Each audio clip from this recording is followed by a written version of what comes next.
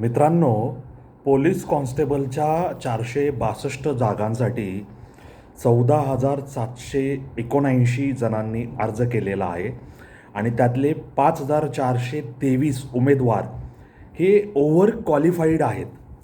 आणि दुसरी सांगायची महत्त्वाची गोष्ट म्हणजे याच्यामधले जवळपास 5,423 उमेदवारांनी आपलं पदव्युत्तर शिक्षण पूर्ण केलेलं आहे.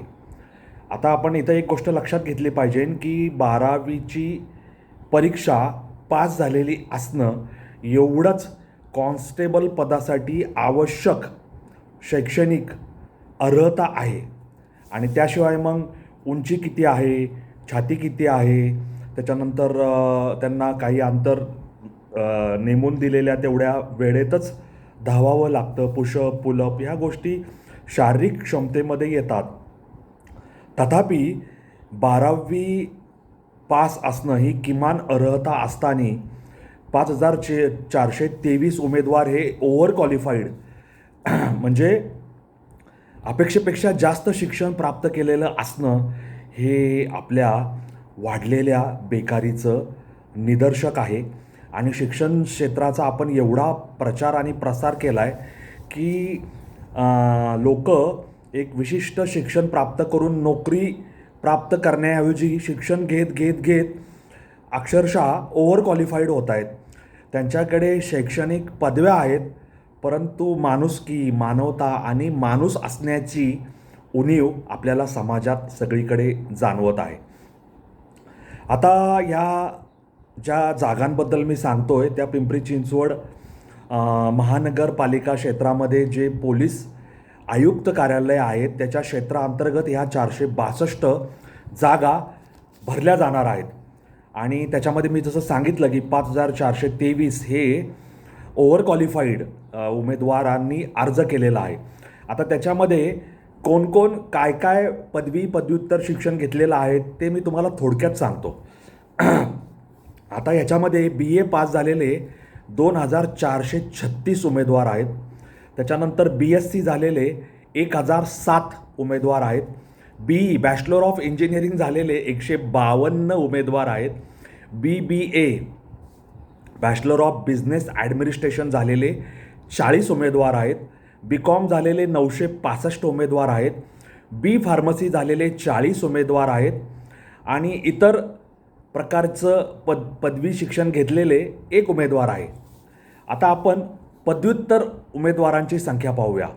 MCom झालेले 139, MA झालेले 294, MBA झालेले 59, मास्टर ऑफ कॉम्प्युटर ॲप्लिकेशन झालेले 23, त्याच्यानंतर मास्टर ऑफ सोशल वर्क झालेले 18, MSc झालेले 93, MTech झालेले 3 आणि मास्टर ऑफ लायब्ररी सायन्स झालेले 2 आणि इतर 1. अशा पद्धतीची ही आपल्या तरुण वर्गाची अवस्था आहे की जी पोलीस कॉन्स्टेबल म्हणजे 12वी पास असं ज्या पदाचं शैक्षणिक अर्हता आहे त्याच्यासाठी सुद्धा आपले उमेदवार धावपळ करतायत, ते पद मिळवण्यासाठी प्रयत्न करतायत. आणि ही आपल्या शिक्षण व्यवस्थेची परवड आहे असं म्हणायला गेलं तरी काही हरकत नाही. हे सगळं चित्र आपल्याला विदारक असं वाटतं आहे.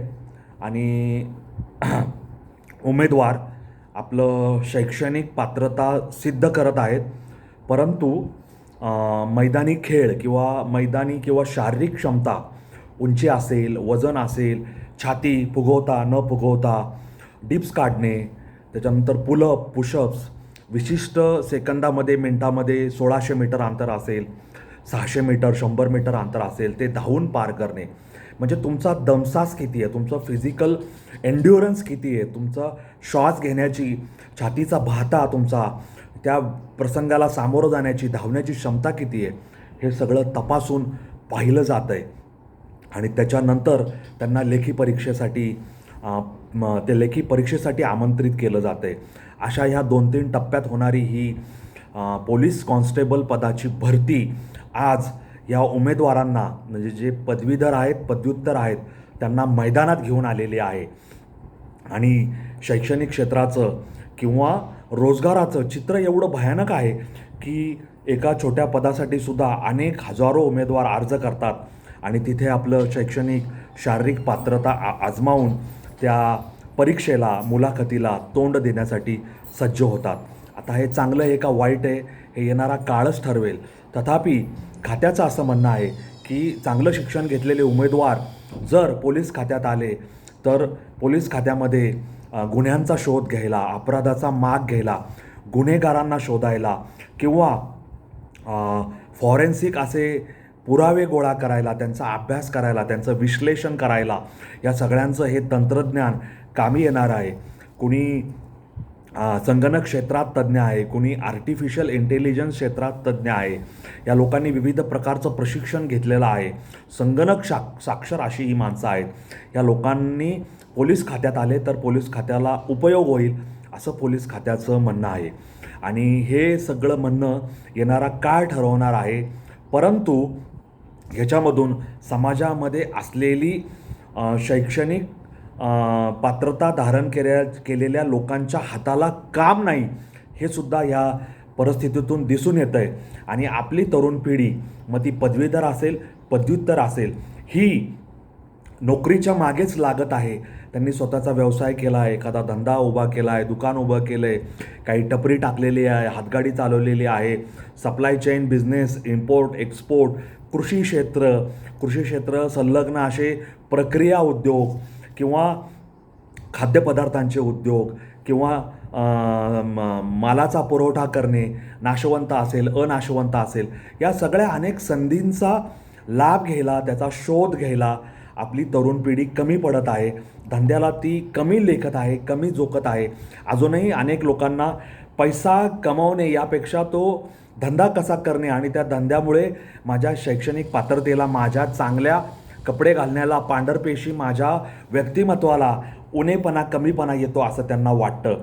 आणि ते धंदा व्यवसाय किंवा 2 पैसे उत्पन्न कमवणे, भेळीची गाडी लावणे, वडापावची गाडी लावणे, काहीही धंदा करा तुम्ही, फुलांपासून हार निर्मिती करणे किंवा पानाची टपरी चालवणे किंवा काही कॉम्प्युटर एजन्सी सुरू करणे जिथं विविध संगणकीय क्षेत्रातली कामं, लोकांना इंटरनेटवरील कामं, सर्टिफिकेट असेल, प्रमाणपत्र असेल, रेल्वेचं बुकिंग असेल, टॅक्सीचं बुकिंग असेल, हे सगळं करून देणाऱ्या सेवा, त्याबद्दल काम करणंसुद्धा आपल्या लोकांना कमीपणाचं किंवा योग्य वाटत नाही असं मला वाटतं. काही मुलं करतही असतील, 2 पैसे कमवत असतील, आपल्या संसाराला, आपल्या घराला हातभार लावत असतील, अशा सगळ्या मुलामुलींचं कौतुक आहे. परंतु नोकऱ्यांच्या मागं न लागता धंदा, बिझनेस, छोटा मोठा व्यवसाय हा सुद्धा उभा करून पैसे कमवा, आपले स्वतःचं उत्पन्न कमवा, आपली क्रयशक्ती वाढवा, एवढंच मला या निमित्ताने सांगायचं आहे. हे जे 14,779 उमेदवार पोलीस भरतीसाठी आलेत त्यांना मी मनःपूर्वक शुभेच्छा देतो. त्यांच्या कार्यात त्यांना यश मिळो, त्यांनी यशाची अशीच कमान वाढत नेवो आणि विविध पर्यायांची चाचपणी करून योग्य ठिकाणी आपलं करिअर सेटल करो अशी मी त्यांना शुभेच्छा देतो. धन्यवाद. ह्या नोटवर तुम्हा सगळ्यांची मी रजा घेतो. माझा हा अनवटवाट यूट्यूब चॅनल तुम्हाला कसा वाटला मला कॉमेंट बॉक्समध्ये लिहून जरूर कळवा. बेकारी असेल, कामधंदा असेल, अशा स्पर्धा परीक्षा असतील त्याबद्दल तुमचं काय मत आहे मला कॉमेंट बॉक्समध्ये लिहून जरूर कळवा. आणि माझ्या यूट्यूब चॅनलशी जोडलेले राहा. माझ्या या यूट्यूब चॅनलची लिंक तुमच्या मित्रपरिवार, आप्तजन, स्नेहीजन, नातेवाईक यांच्या व्हॉट्सअपला पेस्ट करायला आणि पेस्ट करून भेट द्यायला विसरू नका. एवढीच माझी तुम्हाला प्रार्थना आहे. धन्यवाद. जय हिंद, जय महाराष्ट्र, वंदे मातरम, जय श्रीराम, जय जगन्नाथ, जय सनातन. धन्यवाद.